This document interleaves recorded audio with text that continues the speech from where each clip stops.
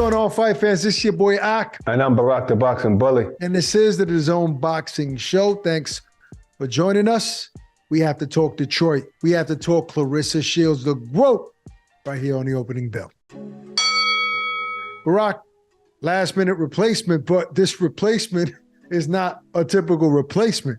This is the number one contender in several sanctioning bodies. I'm talking about Maricela Cornejo. That's who Claressa Shields is fighting. I think it's a harder fight than Hannah Gabriel's. I disagree.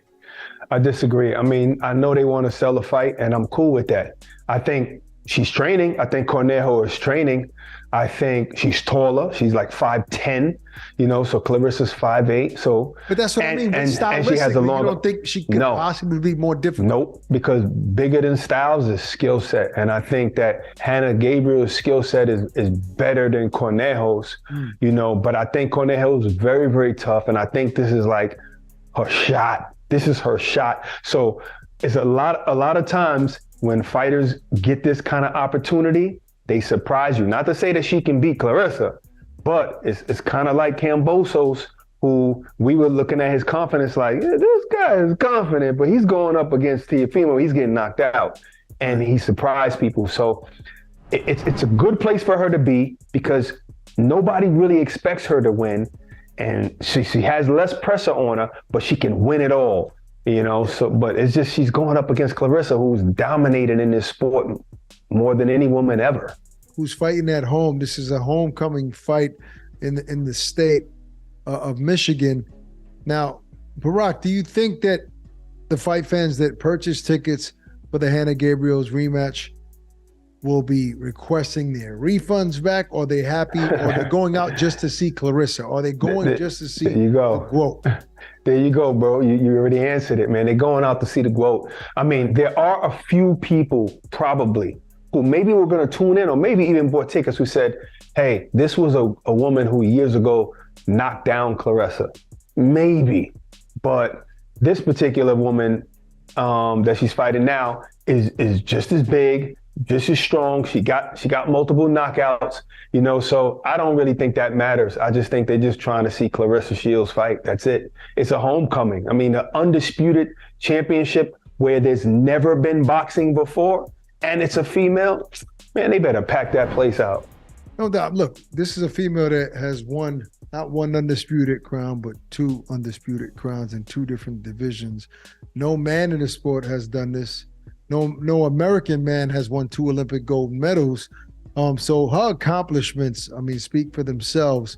I've seen her social media grow over the last couple of years, Barack. How big of a star is Claressa Shields becoming? I think she's a big star right now. I really think she's a big star. And I think this is just the right time for a woman to be at the helm of the sport. I think she has that right personality where she could be kind, she could be sweet, she got a great big smile, but she's angry and mean when she needs to be. And that's what's important. And I think she's the kind of person that's willing to take the whole mantle of the sport, the women's part of the sport, on her back and roam with it freely. So, and I think she's just somebody who catches your eye. I remember when she was 17 years old and I called my kids into the room. I was like, yo, look at this little girl. Look at this little girl. Like she just won a gold medal. Like, and ever since then, she's been captivating us. Now, I was thinking about this the other day, right? In men's boxing on the pound for pound list, you got guys that feel like they should be at the top. Guys throw shots at each other. There's always some sort of shots fired, controversy, and so on and so forth in men's boxing.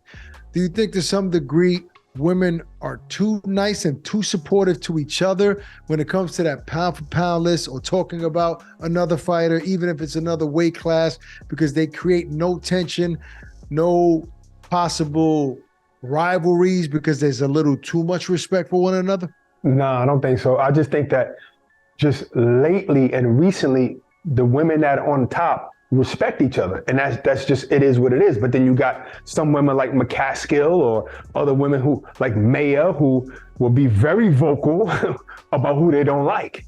You know what I mean? So just imagine if we didn't have the Claressas and who are leading right now, Claressas and the Serranos, you know, and the Katie Taylors, who are always 1, 2, and 3. Imagine if you didn't have those 3, then you'd have women who really, really dislike each other, like the Baumgartners and the Mayors, and they'd be going at each other, you know, and they'd be freely saying whatever insult they want towards each other. So I just think it's those 3, and Claressa shoots her shot sometimes as well, you know, but then we got Katie Taylor and Serrano, who will never say a bad word about anybody.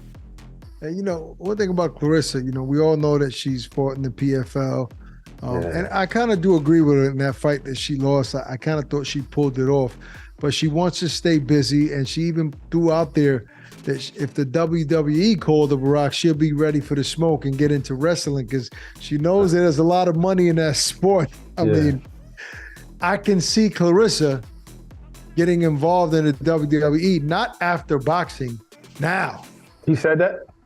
No, she did say, I mean, she didn't say whether it's now after boxing. She said she'll accept the call. Oh, she would. You know, she would that's accept strange. it. Damn, if you would have asked me before telling me that, I would say she probably wouldn't. Because, I mean, maybe that bag, bag would draw her in, but the money would draw her in. But I always consider her like a Bud Crawford, like a female Bud Crawford, somebody who's like very, very, very competitive. You know what I'm saying? And I don't see, you know what, I guess but maybe. Why wouldn't that? Because that's all scripted anyway. It's scripted, but then again, I think maybe she would go in there and test herself to say, let me see if I can do this. Let me see if I can be an acrobat. Let me see if I can be, you know, somebody who can jump off the top rope or something like that. So maybe she would do it to test herself, but I just feel like she's just very, very competitive and she would want something that's, you know, real. Yeah. No doubt about that. Look, we all know that she's going to be competitive this weekend in Detroit against Cornejo. I expect the GOAT to be the GOAT in her homecoming showcase fight. Yeah, I said it, showcase fight. No disrespect to Cornejo. I think she's tough. I just think that the Claressa is levels above her, and I'm excited to see that this weekend. That's our show for today. Hope you guys enjoy it. Peace and love. Stay safe. We're out of here. Introducing the new DAZN Boxing Show podcast. No matter the time or the place, getting your boxing content has become easier than ever. Tune in as we give you exclusive insights, predictions, fight night recaps, and more alongside the biggest names in the game. All for free. Available globally every Thursday across all audio streaming platforms and with new episodes dropping weekly to give you the latest news. Just type in the DAZN Boxing Show podcast, listen in, and enjoy.